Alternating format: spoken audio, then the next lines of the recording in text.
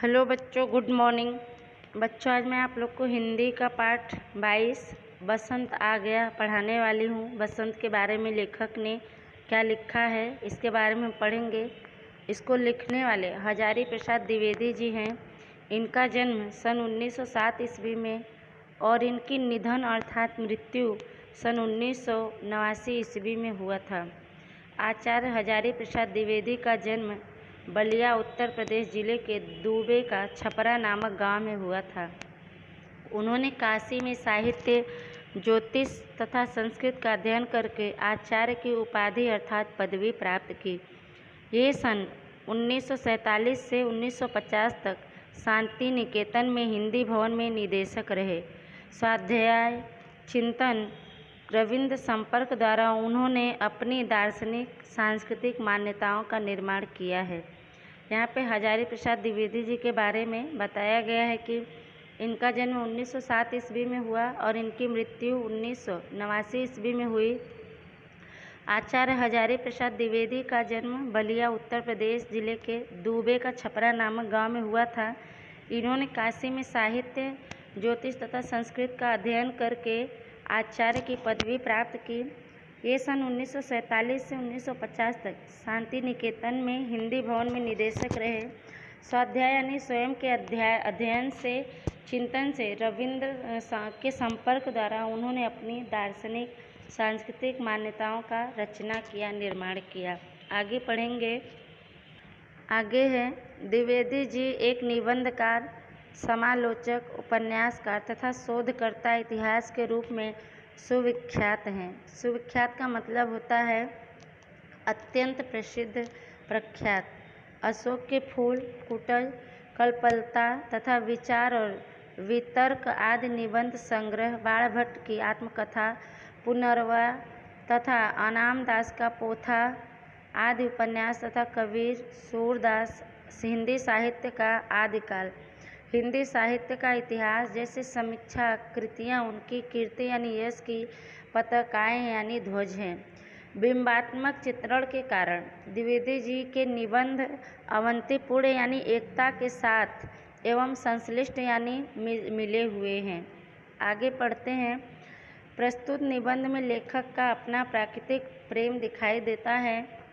वसंत ऋतु की विशेषताओं का सुंदर वर्णन करते हुए लेखक कहता है कि वसंत भागता भागता चलता है, देश में नहीं काल में।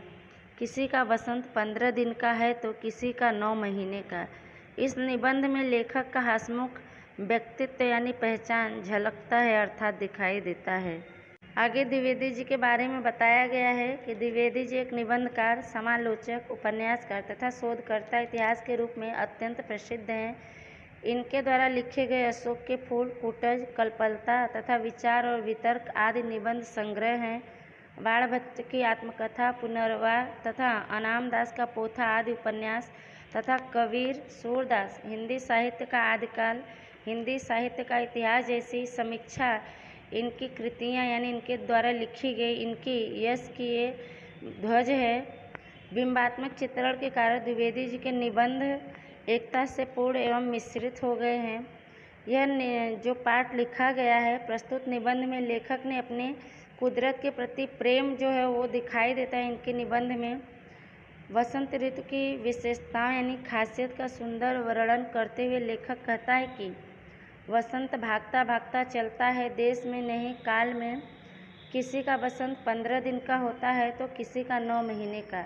इस निबंध में लेखक का हंसमुख व्यक्तित्व यानी पहचान दिखाई देता है। इस पाठ को हम लोग पढ़ेंगे और इसके विषय में जानेंगे। शांति निकेतन के जिस स्थान पर बैठकर लिख रहा हूँ उसके आसपास कुछ थोड़े से पेड़ हैं। एक सीरीज है जिस पर लंबी लंबी सूखी छिमियाँ अर्थात फली अभी लटकी हुई है। पत्ते कुछ झड़ गए हैं और कुछ झड़ने के रास्ते में हैं। जरा सी हवा चली नहीं कि खड़खड़ा कर झूम उठते हैं। एक नीम है, जवान है मगर कुछ अत्यंत छोटी किसलिकाओं यानी नन्ही नन्ही पत्तियों के सिवा उमंग का, उत्साह का कोई चिन्ह अर्थात पहचान उसमें भी नहीं है। फिर भी यह बुरा मालूम नहीं होता। मसें भीगी हैं अर्थात जवानी का आरंभ हो रहा है और आशा है उम्मीद है तो है ही। दो कृष्ण चूड़ाएँ हैं। स्वर्गीय कविवर रविंद्रनाथ के हाथ से लगी वृक्षावली यानी सभी वृक्षों में ये आखिरी है। इन्हें अभी शिशु ही कहना चाहिए। शिशु यानी छोटे बच्चे। फूल तो इनमें कभी आए नहीं, पर वे अभी नादान है। लेखक यहाँ पे बता रहे हैं कि शांति निकेतन के जिस जगह पर बैठकर वह लिख रहे हैं उसके आसपास कुछ थोड़े से पेड़ हैं। एक सीढ़ी है जिस पर लंबी लंबी सूखी छिमियाँ यानी फली अभी लटकी हुई हैं। कुछ पत्ते झड़ चुके हैं और कुछ झड़ने के लिए तैयार हैं। जरा सी हवा चली नहीं कि खड़खड़ा कर झूम उठते हैं। एक नीम है, जवान है, मगर कुछ अत्यंत यानी बहुत ही छोटी छोटी खिसलिकाओं यानी नन्ही नन्ही पत्तियां उसमें निकली हुई हैं। उसके अलावा कोई उमंग और उत्साह का उसमें कोई पहचान नहीं है। फिर भी यह बुरा मालूम नहीं होता। मस्सें भीगी हैं यानी अभी इसका जवानी का आरंभ है, शुरुआत है, और आशा यानी उम्मीद तो है ही। और कह रहे हैं कि दो कृष्ण चूड़ाएँ हैं। स्वर्गीय कविवर रविंद्रनाथ के हाथ से लगी वृक्षावली यानी सभी वृक्षों में ये आखिरी वृक्ष है। इन्हें अभी शिशु ही कहना चाहिए यानी छोटे हैं अभी। फूल तो इनमें कभी आए नहीं, पर अभी वे नादान है, नासमझ है। आगे पढ़ेंगे। भरे फागुन में इस प्रकार खड़ी है मानो आषाढ़ ही हो। नील मृसुड़ पत्तियां और सुचग्र शिखांत। मृसुड़ का मतलब होता है मुलायम। नीले रंग की मुलायम पत्तियां हैं और सुई के नोक जैसी शिखर के अंत तक ऐसी है। दो तीन अमरूद हैं जो सूखे सावन भरे भादों कभी रंग नहीं बदलते। इस समय दो चार श्वेत यानी सफ़ेद पुष्प इन पर विराजमान हैं, पर ऐसे फूल माघ में भी थे और जेठ में भी रहेंगे। जाति पुष्प का एक केदार है, पर इन पर भी मूर्धनी यानी उदासीनता छाई हुई है। एक मित्र ने स्थान में एक मल्लिका का गुल्म यानी झाड़ी भी लगा रखा है, जो किसी प्रकार बस जी रहा है। दो करबीर और एक कोबीदार के झाड़ भी उन्हीं मिस्र की कृपा के फल हैं, पर वे बुरी तरह चुप हैं। कहीं भी उल्लास नहीं, उमंग नहीं। और उधर कवियों की दुनिया में हल्ला हो गया। प्रकृति रानी नया श्रृंगार यानी सजना संवरना कर रही हैं, और फिर जाने क्या क्या। यहाँ पे लेखक बता रहे हैं कि पूरे फागुन में इस प्रकार यह खड़ी है जैसे मानो आषाढ़ ही हो। नीले रंग की मुलायम पत्तियाँ और सुई के नोक जैसी शिखर के अंत तक है। दो तीन अमरूद है जो सूखे सावन यानी चाहे सावन का महीना हो चाहे भादों का महीना हो, पूरे महीने ये अपना रंग नहीं बदलते। इस समय दो चार इन पर सफ़ेद फूल आए हुए हैं, पर ऐसे फूल माघ में भी थे और जेठ में भी रहेंगे। करें फूलों का एक जाति है केदार, इन पर भी मूर्धनी यानी उदासीनता छाई हुई है। एक मित्र ने एक अलग स्थान में झाड़ी लगा दिया है मल्लिका का, जो किसी प्रकार बस जी रहा है यानी खड़ा है, उसमें कोई उमंग उत्साह नहीं है। एक करबीर और एक कोबीदार के झाड़ भी उन्हीं मिस्र की कृपा के फल हैं, परिणाम हैं, पर वे बुरी तरह से चुप हैं यानी उनमें कोई उमंग नहीं है, उत्साह नहीं है, खुशी नहीं है। और उधर कवियों की दुनिया में यह हल्ला हो गया है, शोर मच गया है कि प्रकृति रानी नया श्रृंगार कर रही है। नया यानी फूल पत्ते आ रहे हैं उनमें, और फिर न जाने क्या क्या। आगे पढ़ेंगे। कवि के आश्रय में रहता हूँ। आश्रय का मतलब होता है शरण। नितांत यानी एकदम ठूंठ अर्थात खाली नहीं हूँ, पर भाग्य यानी नसीब प्रसन्न न हो तो कोई क्या करे। दो काचनार वृक्ष इस हिंदी भवन में है, एक ठीक मेरे दरवाजे पर और दूसरा मेरे पड़ोसी के।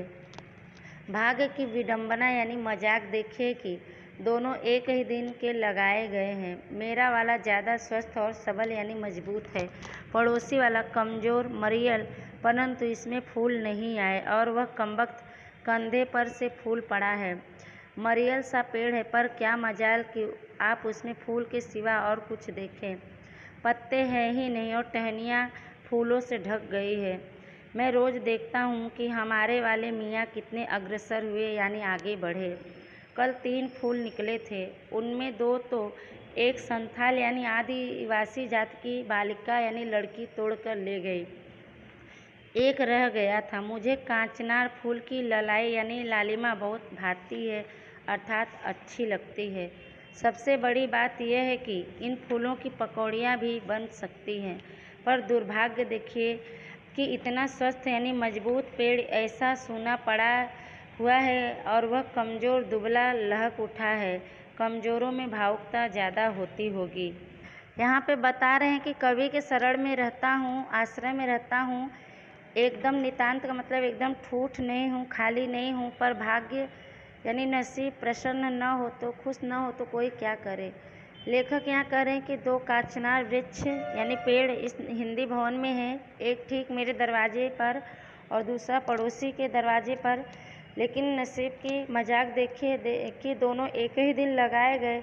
मेरा वाला पेड़ ज़्यादा स्वस्थ और सबल यानी मजबूत है, पड़ोसी वाले का पेड़ कमज़ोर मरियल सा है। लेकिन मेरे वाले पेड़ में फूल तक नहीं आए और पड़ोसी वाले के पेड़ में नीचे से लेकर ऊपर तक फूल लग गया है। मरियल यानी कमज़ोर सा पेड़ है, पर क्या हिम्मत कि आप उसमें फूल के अलावा कुछ और देखें। पत्ते हैं ही नहीं और टहनियाँ जो है फूलों से ढक गई हैं। लेखक कह रहे मैं रोज़ देखता हूँ कि हमारे वाले मियाँ कितने आगे बढ़े। कल उनमें 3 फूल निकले थे, उनमें 2 तो एक आदिवासी जाति की लड़की तोड़कर ले गई, एक रह गया था। मुझे कांचनार के फूल की लालिमा बहुत अच्छी लगती है। सबसे बड़ी बात यह है कि इन फूलों की पकौड़ियाँ भी बन सकती है। लेखक यहाँ बता रहे हैं कि पर दुर्भाग्य देखिए, बदनसीबी देखिए कि इतना स्वस्थ यानी मजबूत पेड़ ऐसा खाली पड़ा हुआ है और वह कमज़ोर दुबला खिल उठा है, लहक उठा यानी खिल उठा है। कमज़ोरों में भावुकता ज़्यादा होती है, अर्थात यहाँ पे लेखक कहते हैं कि जो शारीरिक या मानसिक रूप से कमज़ोर होते हैं वे प्रसन्नता भी शीघ्र से महसूस करते हैं और थोड़ी सी बात में खुश हो जाते हैं और कठिन परिस्थिति में जल्दी से दुखी और निराश भी हो जाते हैं। आगे पढ़ेंगे। पढ़ता लिखता हूँ, यही पेशा है, सो दुनिया के बारे में पोथियों के सहारे ही थोड़ा बहुत जानता हूँ। पढ़ा है हिंदुस्तान के जवानों में कोई उमंग नहीं, इत्यादि इत्यादि। इधर देखता हूँ कि पेड़ पौधे और भी बुरे हैं। सारी दुनिया में हल्ला हो गया है, शोर मच गया कि बसंत आ गया। इन कमबख्तों को कोई खबर ही नहीं। कभी कभी सोचता हूँ कि इनके पास तक संदेशा पहुँचाने का क्या कोई साधन नहीं हो सकता। महुआ बदनाम है कि उसे सबके बाद बसंत का अनुभव होता है, पर जामुन कौन सी अच्छी है, वह तो और भी बाद में फूलती है। और कालिदास का लाडला यह कड़िकार, आप जेठ में मौज में आते हैं, मौज यानी मस्ती।